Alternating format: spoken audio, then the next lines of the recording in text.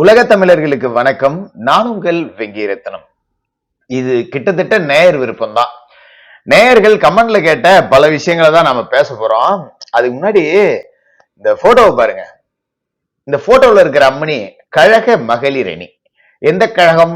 வேற எந்த கழகம்? கஞ்சா விற்போர் கழகம். கஞ்சா விற்கிறது யாரு? திமுகவினர். இதை நான் சொல்லல, விசிகாவினர் சொன்னாங்க. கடந்த வீடியோக்கள் எல்லாம் அதை நாம எடுத்து கூட போட்டிருப்போம். இந்த அம்மணி பேரு சரண்யா. சென்னை துரைப்பாக்கம் ஒக்கியம் பக்கத்துல கஞ்சா விற்பனை செஞ்சதா இந்த அம்மாவை போலீஸ் பிடிச்சிருக்காங்க. சும்மா ஏதோ 5க்கும் 10க்கும் கஞ்சா வைக்குது போல இருக்கு. பாவம், திராவிட பாரம்பரியம். பெரியார் பேத்தி அப்படி கூட வச்சுக்கலாம். 1.25 கிலோ கஞ்சாவோட இந்த அம்மாவை பிடிச்சிருக்காங்க. யார் இந்த அம்மனி?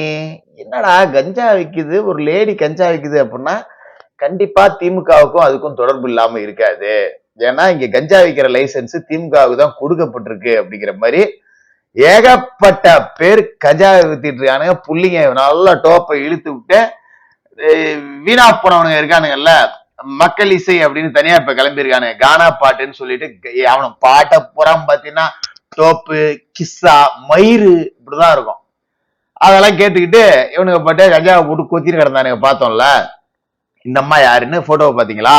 இப்ப இன்னொரு போட்டோவை யார் அந்த சார்? அமைச்சர் மாசு கூட பவ்யமா நிக்குதே, இதுதான் அந்த கஞ்சா வித்த சரண்யா. மாசுவோட பழக்க வழக்கத்தெல்லாம் பாத்தீங்களா? காலேஜ்ல ஏறி குச்சி போய் கற்பழிக்கிறவன், அவங்ககிட்ட போய் உட்காந்து பிரியாணி திங்கிறது, அவங்ககிட்டயே போய் எந்நேரமும் கொஞ்சி கொலாவுறது. இந்த பக்கம் பாத்தீங்கன்னா கஞ்சா வைக்கிற பொம்பளை. மாசுவுக்கு அப்புறம் நீங்க எப்படி இருக்கீங்களோ அப்படித்தானே உங்களை கூட உள்ளவனும் இருப்பானுங்க. இவ்வளவு கேவலங்களையும் பண்ணிட்டு தமிழ்நாட்டில் 0 கஞ்சா. ஆமாயா, தமிழ்நாட்டுல 0 கஞ்சா தான். ஏன்னா மீதி இருக்கிறது பூரா உன் கூட இருக்கிறவன் தான் வச்சிருக்கான் அப்படிங்கிற மாதிரி தானே நம்மளால பார்க்க முடியுது. உடனே யாரோ போட்டோ எடுத்துக்கிட்டா அவங்க கஞ்சா வித்தா அப்படிலாம் ஆயிடுமா? அது எப்படி அவங்க கிட்ட போட்டோ எடுக்கிறவன் பூரா இப்படியே இருக்கான்?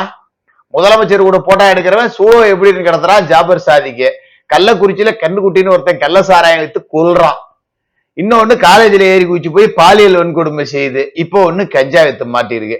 திமுக காரன்ல நல்லவன் இருக்கானா அப்படின்னு நமக்கு தெரியல. எங்கேயோ 1-2 அத்தி பூத்தா போல இருப்பானுங்க. ஆனா ஊர்ல இருக்க பொறுக்கி, புறம்போக்கு, மொல்லமாரி, முடிச்சவிக்கு அத்தனை பேரும் திமுகவுல தான் இருக்கா. அதுவும் மாசு கூட தான் பாதி பேர் இருக்கானுங்க. அப்படிங்கிறப்ப இதை நாம எப்படி பாக்குறது? 0 கஞ்சான்னு சொல்றதுக்கு உங்களெல்லாம் வெக்கமே இல்லையா மிஸ்டர் மாரத்தான் மா சுப்பிரமணியன் அவர்களே? அப்படிங்கிற கேள்வி இங்க முன் வச்சுட்டு அதுக்கான பதிலி நாம சொல்லிடுவோம். வெக்கமான ரோசம் சூடு சுரண இருந்தா நான் ஏயா திமுகவுல இருக்க போறேன் அப்படிங்கறதான் பதிலாவும் சொல்லுவாங்க. ஓகே, அதுல இல்லைன்னு நமக்கு தெரியும். இவங்களை அடிச்சு விரட்ட வேண்டிய வேலையை மட்டும் நாம 2026 தேர்தலில் செய்வோம். அடுத்ததா, நேத்து ஒரு தனியார் டிவி விவாத நிகழ்ச்சி.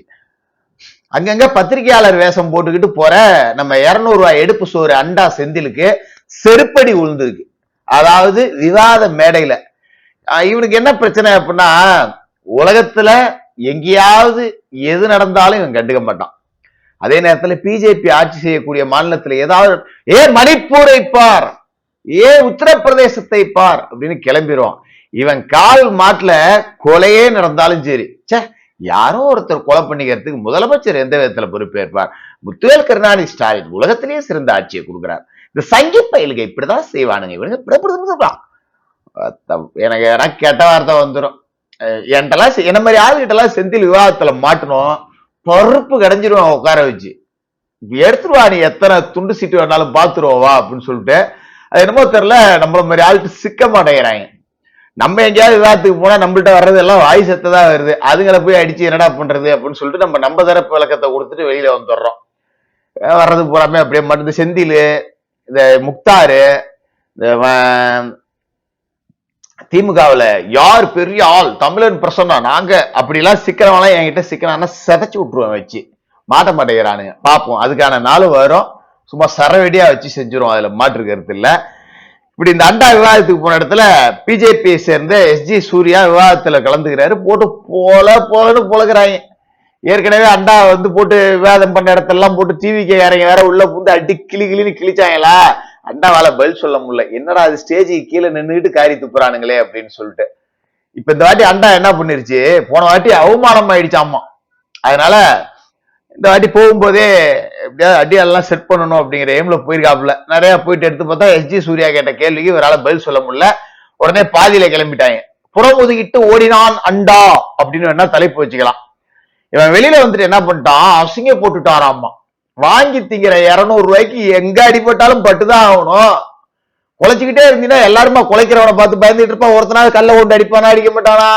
அப்படிதான் வெளில துரத்தி விட்டுருக்காங்க. பதில் சொல்ல முடியாம ஓட்டான். வெளில வந்து என்ன பண்ணிருக்காப்ல, நேரா நம்ம திராவிட ரவுடி பொறுக்கி புறம்போக்கு அப்படின்னு சொல்லிட்டு ஏகப்பட்ட பேர் இருப்பாங்க.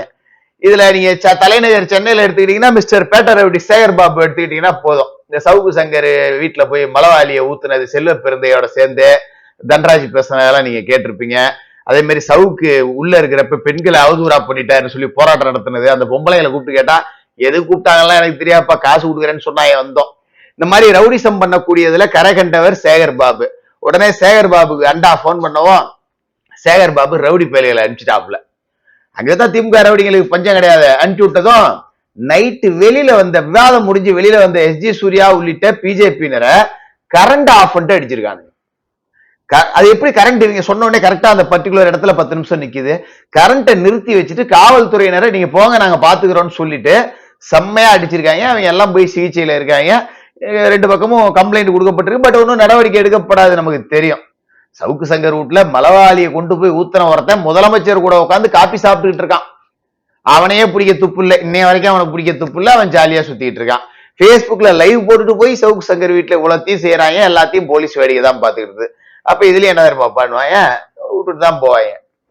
நான் என்ன சொல்றேன், அண்டா இருக்கட்டும், குண்டா இருக்கட்டும், செந்திலா இருக்கட்டும், சேகர் பாபுவா இருக்கட்டும், யாரா வேணாலும் இருக்கட்டும், நீங்க ரவுடிசம் தான் பண்ணணும் அப்படின்னு முடிவு பண்ணிட்டீங்கன்னா உங்களோட ரவுடிசத்தை டிவி கேனர்கிட்ட காட்டக்கூடாது. ஏன்னா இளைஞர்கள் இப்பதான் அரசியலுக்கு வந்திருக்காங்க. அவங்க அப்படியே போகட்டும். அவங்களை போய் அரசியல் படுத்தி நீங்க ரவுடிசம் பண்ணாதான். அது மாதிரி பிஜேபி தமிழ்நாட்டுல பெருசா பிஜேபி இன்னும் வளரல அப்படிங்கறதால அவங்கள்ட்ட இளிச்சவாயனா பிடிச்சி உங்க ரவுடிசத்தை காட்டுறீங்க. உண்மையிலேயே உங்களுக்கு ஆண்மையும் வீரமும் திமிரும் தெனாவெட்டும் இருந்தால் அதிமுக காரண்ட காட்டுங்கடா உங்க ரவுடிசத்தை. செருப்ப சாணியில முக்கி அடிச்சிருவாங்க திருப்பி. ஏன்னா திமுக காரனை எங்க வச்சு அடிக்கணும், எப்படி அடிக்கணும், எதால அடிக்கணும், எப்படி அடிச்சா ஓடுவான் அப்படிங்கிறத வாழ்நாள் முழுக்க கரைச்சு குடிச்சு கரகண்டு உங்களை அடிச்சு ஓட விடுறதுலயே லெஜெண்டா இருக்கக்கூடியவர்கள் அதிமுகவினர். நீ அங்க போய் வீரத்தை காட்டுவியா? காட்ட மாட்டேன். ஏன்னா அவன் உன்னை வெளுத்துருவான். நீ அடிக்கணும்னு யோசிக்கிறதுக்கு முன்னாடியே உன்னை பெரட்டி போட்டு குத்திடுவான் அப்படிங்கலாம் உங்களுக்கு தெரியும். ஒரு விவாத நிகழ்ச்சியில போய் ரவுடித்தனம் பண்ணிட்டு அங்க போயிட்டு ஆபாசமா பேசிட்டு அடிதடி பண்றதுக்கெல்லாம் ஒரு அமைச்சர் ஆள் சப்ளை பண்றாரு அப்படின்னா அசிங்கமா இல்ல? இதை விட கேவலம் என்ன இருக்கு? விவாதம் பண்ணா பண்ணுங்க. அதுல இருந்தே நீங்க ஆளுகளை கூட்டு வந்து அடிக்கிறது. கேட்டா இதுல அண்டா ஒரு வீடியோ போட்டிருக்கான், அதை நீங்களே பாருங்க. வீடியோட கடைசியில போடுறேன். அப்படியே சேகர் பாபுவோட ஆட்கள் கொந்தளிச்சு வந்துட்டாங்களாம். அப்ப அனுப்பிச்சு சேகர் பாபு தானே அண்டாவே வாக்குமூலம் அப்படிங்கிறதையும் கொடுத்திருக்காப்புல.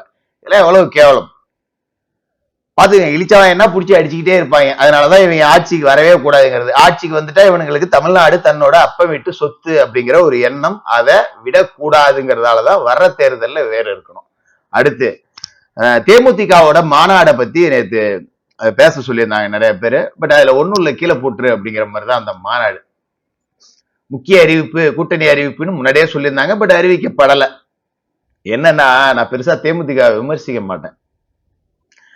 ஏன்னா கேப்டன் அப்படிங்கிற ஒரு நல்ல மனிதர், மனிதநேயம் உள்ள ஒரு மனிதர், அரசியலில் நடிக்க தெரியாத சினிமாவில் மட்டுமே நடிக்க தெரிந்த ஒரு அப்பழுக்கற்ற மனிதர்.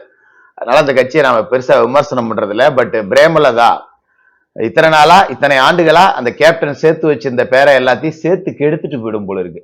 ஒரே நேரத்துல இங்கிட்டும் கூட்டணி பேசுறது, இங்கிட்டும் கூட்டணி பேசுறது, இத்தனை சீட்டு, இவ்வளவு நோட்டு, இவ்வளவு ஸ்வீட் பாக்ஸ் எல்லாத்தையும் பேசிக்கிட்டு யாரு அதிகமா தரா அப்படின்னு சொல்லிட்டு அந்த கேப்டனோட உண்மையான தொண்டர்களை பேரம் பேசி விற்கக்கூடிய வேலைகளை பிரேமலதா இந்த நொடி வரை செய்து கொண்டிருக்கிறார். இப்பவும் திமுக தரப்புலையும் பேசப்பட்டுக்கிட்டு இருக்கு, அதிமுக தரப்புலையும் பேசப்பட்டுக்கிட்டு இருக்கு. எனக்கு தெரிந்து விஜயகாந்த் அப்படிங்கிற ஒரு நல்ல மனிதரோட பேரை கெடுக்காம இருக்கிறதுக்கு, அவரோட தொண்டர்களை அடகு வச்சு திங்காம இருக்கிறதுக்காக கட்சியை கலைச்சிட்டு ரெஸ்ட் எடுக்கலாம். அதுதான் பிரேமலதா அவர்களுக்கு நல்லது. பட் அதெல்லாம் நடக்காது. அரசியல்ல பேராசை யாரை விட்டுச்சு? பதவி ஆசை, பதவி போதை யாரை விட்டுச்சு? எல்லாத்தை விட பணத்தை கொஞ்சம் கூட பணமாவே மதிக்காம தான் உழைச்சி சம்பாதிச்ச பணத்தை ஊருக்கு வாரி கொடுத்த கேப்டனோட குடும்பம் இப்படி பணபேர அரசியல் எல்லாம் பண்றாங்க அப்படின்னு நினைக்கும் போது வேதனையா இருக்கு. பட் மக்களாகிய நீங்களே முடிவெடுத்துக்கங்க. தொடர்ந்து பேசுவோம்.